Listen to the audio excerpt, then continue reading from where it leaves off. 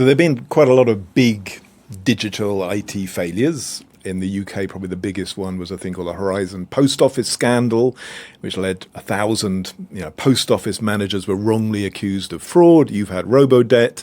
As you say, there have been quite a few in countries like the Netherlands. And I think there are lots of lessons to learn from those, because we are going through the next 10 years. There will be massive investment in AI in public services, and it's important we don't repeat the same mistakes. Now, that's partly, I think, a matter of expertise. When our Horizon Post Office was being commissioned, I was literally the only person in 10 Downing Street in the Cabinet Office with a background in tech. I'd done a PhD, and I advised to close it down. But I was overridden by people who were easily manipulated by the vendors, including Peter Mandelson, rather famous at the moment. And so I think it's vital in this era that at the highest levels of public service, you need a critical mass of people who've just got a feel for how software works, what can go wrong, what's plausible, what's not. So they can't be manipulated by, in our case, it's Palantir is the most recent example of selling an extraordinarily costly and quite dangerous system. I think the second thing goes back to what you were saying earlier, is actually test these things out with users. Don't have an enormous blueprint, an enormous project, which then lands on the public service.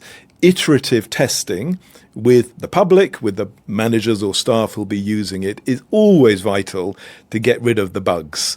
And that didn't happen properly in any of these examples. There was proprietary, it was secretive, it was imposed in sort of big bang implementations, which then unraveled very quickly.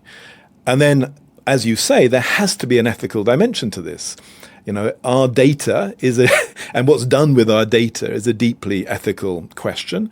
If you're going to have algorithms which are using risk profiling, as happened in the several Dutch examples, that needs to be transparent.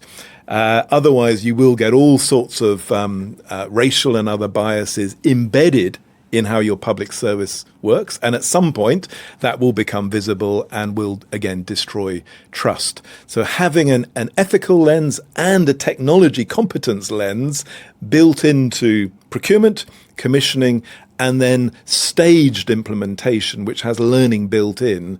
These are the minimum things we need to do to ensure we don't have floods of AI scandals in the next 5 or 10 years.